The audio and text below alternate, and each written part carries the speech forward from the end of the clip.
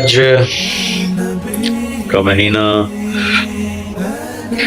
ہمارے مبارک مہینوں میں سے ایک مہینہ ہے کہ اس میں اللہ تعالیٰ نے حج اور قربانی یہ دو بڑے عمل اس میں جمع فرمائے ہیں۔ پوری دنیا سے حجاج کرام اس مہینے میں حج بھی کرتے ہیں اور پھر مینا میں آ کر قربانی کرتے ہیں، اور اللہ تبارک و تعالیٰ نے ان ایام کی قسم اٹھائی ہے، والفجر ولیال عشر والشفع والوتر واللیل اذا یسر هل فی ذلک قسم لذی حجر۔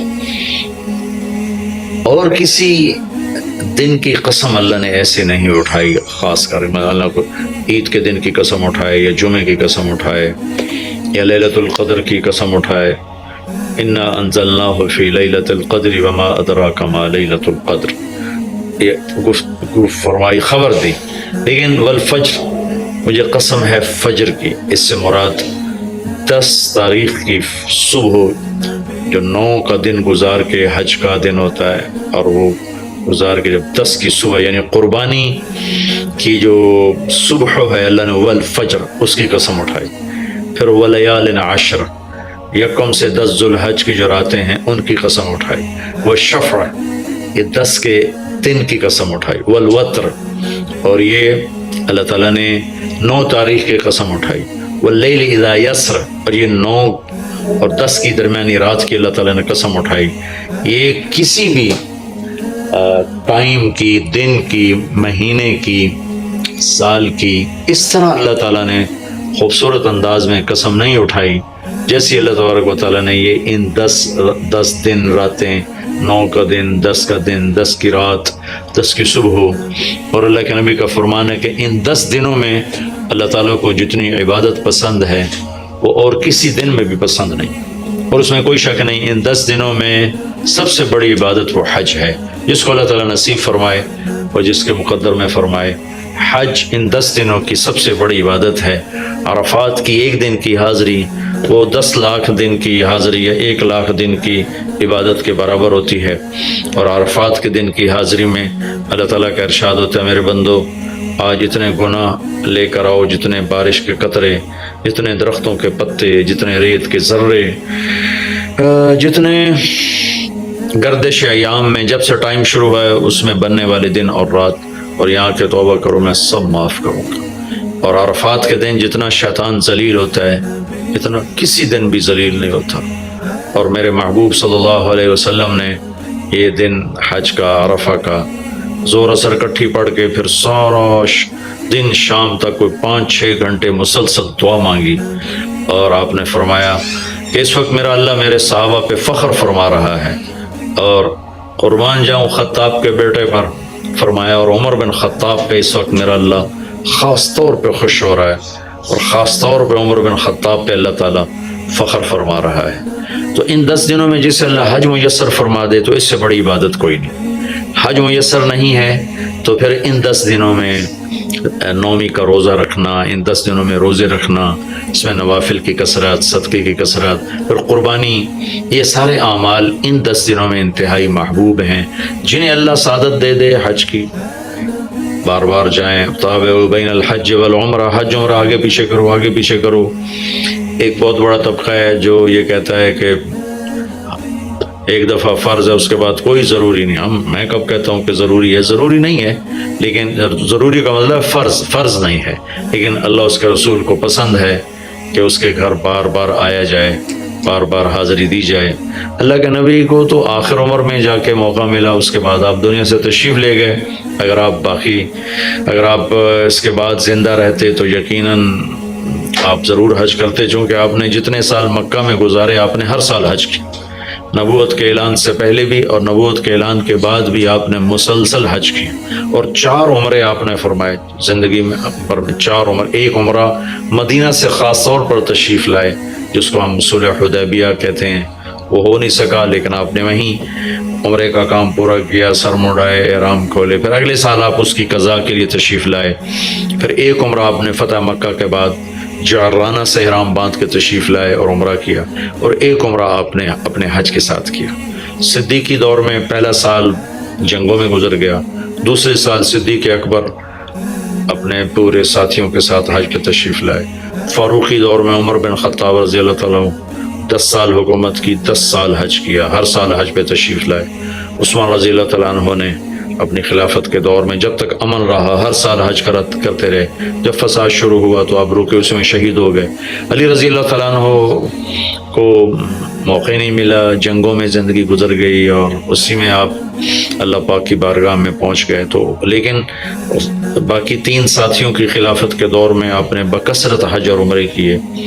تو دین کے کسی عمل کو یوں کہہ کر ہلکا نہیں بنانا چاہیے کہ اس کی کیا ضرورت ہے، اتنا پیسہ خرچ کرتے ہیں، اس کی کیا ضرورت ہے، کسی غریب کو دے دیا جائے۔ یہ اس طرح تقابل نہیں کرنا چاہیے کہ اللہ کے گھر کی حاضری کو اتنا ہلکا نہیں سمجھنا چاہیے۔ میرا اللہ بلائے تو بار بار جانا چاہیے، اور جس کو اللہ توفیق دے عمرے پہ جائے، حج پہ جائے۔ ہاں غریبوں پر بھی خرچ کرے، اپنے رشتہ داروں پر خرچ کرے، ضرورت مندوں پر خرچ کرے، لیکن اللہ کے فضل سے امید ہے جو اس طرح اللہ کے گھر جانے پر خرچ کرتے ہیں تو اپنے اللہ کے فضل سے غریبوں پر بھی خرچ کرتے ہیں۔ اس کو آپس میں یوں اس کا مقابلہ نہیں کرنا چاہیے، چیز اللہ کو پسند نہیں ہے۔ شہنشاہ کے، دنیا کے سب سے بڑے بادشاہ کے دربار میں حاضری کو ہم اتنا ہلکا نہ سمجھیں، بہت بڑی سعادت ہے۔ حضرت امام حسن کی سنا دیتا ہوں۔ امام حسن رضی اللہ تعالی عنہ نے 20 حج پیدل کیے، مدینہ سے پیدل تشریف لاتے تھے اور حج فرماتے تھے۔ 20 حج، یہ تو اہل بیت کیا جگر گوشہ رسول ہیں اور جگر اہل بیت ہیں، تو 20 حج فرمایا آپ نے، پیدل فرمایا، مدینہ سے تشریف لائے مکہ پیدل۔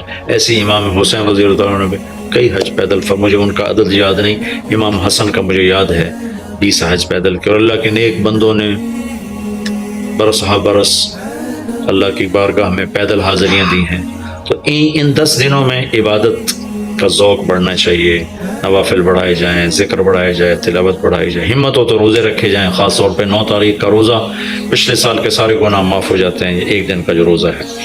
پھر اس کا دوسرا جو بڑا عمل ہے وہ قربانی ہے، اور یہ قربانی آدم علیہ السلام سے چلی آ رہی۔ وَاتْلُ عَلَيْهِمْ نَبَأَ ابْنَيْ آدَمَ بِالْحَقِّ إِذْ قَرَّبَا قُرْبَانًا فَتُقُبِّلَ مِنْ أَحَدِهِمَا وَلَمْ يُتَقَبَّلْ مِنَ الْآخَرِ۔ اس قربانی کی بنیاد تو آدم علیہ السلام سے پڑی ہے، لیکن ہمیں جو حکم ملا وہ سنت ابیکم ابراہیم، وہ ابراہیم علیہ السلام کی سنت ہے قربانی۔ ایک بہت خوبصورت قصہ ہے اور بہت عجیب و غریب قصہ ہے کہ اللہ پر سب کچھ لگا دینا۔ ایک شخص کو اولاد کے لیے دعا مانگتے مانگتے مانگتے کچھ 60 برس گزر گئے، 65 برس گزر گئے۔ رب ہب لی من الصالحین، یا اللہ مجھے نیک اولاد دے دے، نیک اولاد دے دے۔ نیک اولاد میری 84 سال کی عمر میں، اللہ نے 84 سال کی عمر میں بیٹا دیا۔ بڑھاپے کی اولاد تو دل پکڑ لیتی، اور ابھی چند دن نہیں گزرے تھے کہ اللہ نے کہا جاؤ اسے چھوڑ کے آؤ۔ یہ کہاں چھوڑ کے آؤں؟ جبریل آئے گا تمہیں راستہ بتائے گا۔ تو جبریل انسانی شکل میں آئے، وہ براق کی طرح نہیں یہ سفر ہوا کہ ایک دم میں پہنچا دیا، بلکہ جبریل انسانی شکل میں آئے، اونٹنی پر سوار ہو کر، ابراہیم علیہ السلام دوسری اونٹنی پر، بچہ اور بیگم، اور ان کو فلسطین سے چلایا، اور چلاتے چلاتے چلاتے چلاتے جب مکے کے کالے پہاڑ آ گئے جہاں کچھ بھی نہیں ہے، نہ پانی نہ سایہ، کہیں چھوڑ دو۔ بیت اللہ ٹیلا تھا اس وقت، یہاں چھوڑ دو۔ تو ابراہیم علیہ السلام جو آگ میں ڈلتے ہوئے نہیں گھبرائے، یہ بات سنی تو گھبرا کر کہنے لگے یہاں کیسے چھوڑ دوں، یہاں تو کچھ بھی نہیں ہے۔ تو جبریل نے کہا جی آپ کے اللہ کی منشا ہے کہ اس بچے کو یہیں چھوڑ دیا جائے۔ تو نے وہیں چھوڑا اور واپس چل دیا۔ حضرت ہاجرہ حیران پریشان ہو گئی، کہاں چھوڑ کے جا رہے ہو، کیوں چھوڑ کے جا رہے ہو؟ جواب ہی نہیں دے رہے۔ 3 میل ان کے ساتھ چلتے نہیں، وہ جواب ہی نہیں دے رہے۔ 3 میل کے بعد ان کو یاد آئی یہ تو اللہ کے نبی ہیں۔ اللہ امرک، ابراہیم کا یہ اللہ کا حکم ہے؟ کہاں اللہ کا حکم ہے؟ اذن لن یضیعنا اللہ، جاؤ پھر اللہ مجھے ضائع نہیں کرے گا۔ اس طرح بنیاد رکھی، بچے کو ایسے جنگل میں چھوڑا۔ جب وہ بڑے ہو گئے تو اب حکم آیا جاؤ ذبح کرو۔ تو اب آپ کی عمر ہو چکی ہے کوئی 92 سال یا 94 سال، 90 پلس ہے، 100%۔ فلسطین سے چلے مکہ جا رہے ہیں، کیا کرنے جا رہے ہیں؟ بچہ ذبح کرنے جا رہے ہیں، کوئی مرغی اور بکرا ذبح کرنے نہیں جا رہے ہیں۔ پھر ان کو تیار کرا کے مینا کی وادی میں لا کر کہنے لگے بیٹا اللہ کا حکم ہے تمہیں ذبح کر دو. تو بیٹے نے کہا یا ابت افعل، تو آپ کر دیں جو کرنا ہے. ابراہیم علیہ السلام کہنے لگے تجھے خبر بھی ہے میں کیا کہہ رہا ہوں؟ کہا جی مجھے پتہ ہے، آپ کہہ رہے ہیں مجھے ذبح ہونا ہے تو آپ کے بدلے میں مجھے اللہ ملے گا، وہ آپ سے بہتر ہے، اور دنیا کے بدلے میں جنت ملے گی، وہ دنیا سے بہتر ہے. پھر معصوم بچے نے کہا ابا میرے ہاتھ باندھنا، تو مجھے الٹا لٹانا، اور پھر فرمایا کہ مجھے اپنا کرتا اتارا اور کہا کہ یہ میری اماں کو دے دینا، میری نشانی رہے گا، اور آپ اپنے کرتے میں مجھے کفن دے کے ادھر دفن کر دینا. تو ان کے ہاتھ باندھے، پاؤں باندھے، الٹا لٹایا، اپنا گھٹنا رکھا ان کی کمر پر، ان کے سر کے بال اٹھائے اور تھوڑا سا اوپر کر کے نیچے چھری چلانے کے لیے ایک ہاتھ میں بال تھے ایک ہاتھ میں چھری تھی، اور یوں آسمان کو دیکھا کہ اللہ تو مجھ سے ناراض ہو گیا ہے کہ اسماعیل کی محبت نے میرے دل میں جگہ پکڑ لی ہے.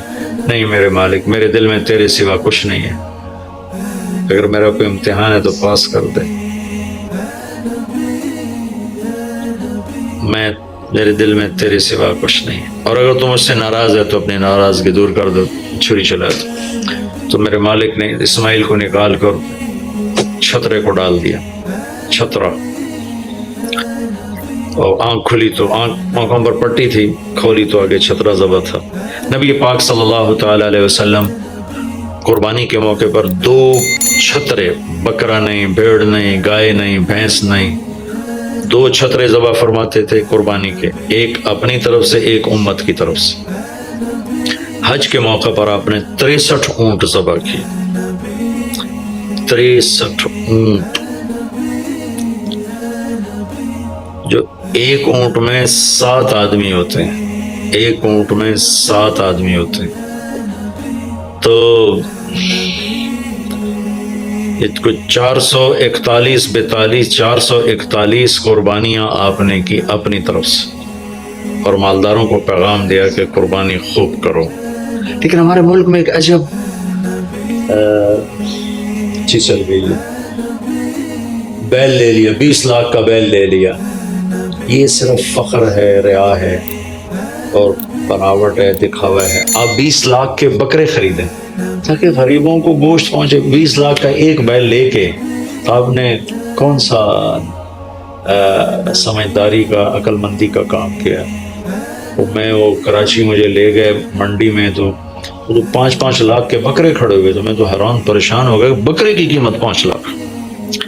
تو وہ جو مالدار لوگ ہیں ان میں ایک مقابلہ بن گیا ہے اور ایک فخر بن گیا، جی میں 20 لاکھ دا ذبح کیتا، میں 10 لاکھ دا ذبح کیتا، ہم نے تو بھائی 50 لاکھ کا ذبح کر دیا. میں آپ سب بھائیوں کی منت کرتا ہوں، اللہ نے آپ کو رزق دیا ہے تو آپ بیوقوف نہ بنیں، آپ اس کو صحیح خرچ کریں. آپ 20 لاکھ کے جانور خریدیں، 20 لاکھ کے آپ بکرے لے لیں، 20 لاکھ کے آپ عام درجے کی گائے لے لیں، آپ بھیڑے لے لیں، آپ اونٹ لے لیں، بیل لے لیں، 20 لاکھ کے بیل لے لیں، تو کتنی بڑی قربانی ہوگی اور کتنے غریبوں تک وہ کھانا جائے گا. 20 لاکھ کا ایک بیل لے کر آپ نے کیا کمایا؟ کون سی نیکی کمائی آپ؟ تو میں اگر کوئی میری بات پہنچ جاتی ہے کسی ایسے میرے بھائی تک جو ایسا شوقین ہے، یقیناً اس نے اللہ کے لیے بہت بڑا قدم اٹھایا کہ 20 لاکھ خرچ کر دیے ہیں، لیکن تھوڑی سی نادانی سے کام لیا ہے، بلکہ بہت بڑی نادانی سے کام لیا ہے کہ 20 لاکھ ضرب 4-5 من 10 من گوشت پہ لگا دیے، جبکہ اس میں سے 1000 من گوشت نکل سکتا تھا اگر وہ 20 لاکھ کے بکرے لے لیتے، 20 لاکھ کی بھیڑے لے لیتے، چھترے لے لیتے، دمبے لے لیتے، 20 لاکھ کی گائے عام خرید لیتے، وہ بچڑے لے لیتے، تو کتنے غریبوں تک یہ گوشت چلا جاتا. تو یہ میرے ملک میں یا خاص طور پر شہروں میں، کراچی میں تو پاگل ہوئے پڑے ہیں لوگ. جو کراچی منڈیوں نے دکھائی تو میں حیران پریشان ہو گیا کہ یہ کیا حماقت ہے، نادانی ہے. اور پھر ان بیلوں کو وہ پستے کھلا رہے، بادام کھلا رہے، مکھن کھلا رہے، دودھ پلا رہے. وہ بیچارہ بیل بھی تھک موٹا ہو، بیچارہ تھک کے کھڑا ہوتا ہے، میں نے جلدی فارغ کرو، ذبح کرو، اس کی جان پسی ہوتی ہے. تو میں مالدار بھائیوں سے عرض کرتا ہوں کہ ایسی نادانی کے کام نہ کریں. اس قربانی کو اس طرح کریں کہ غریبوں کے لیے ایک دن اللہ نے رکھا ہے تو اس طرح کریں کہ غریبوں کو نفع پہنچے.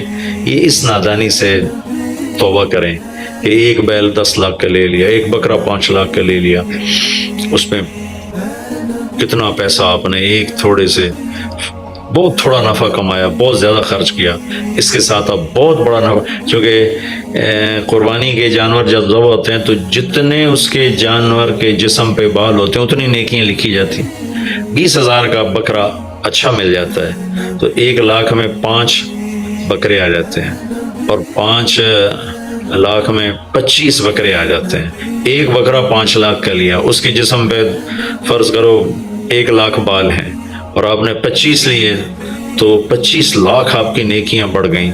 تو یہ بہت نادان طرز چل رہا ہے۔ میں آپ سب کی منت کرتا ہوں کہ اس طرح پیسہ ضائع نہ فرمائے، اللہ کی دی ہوئی امانت ہے،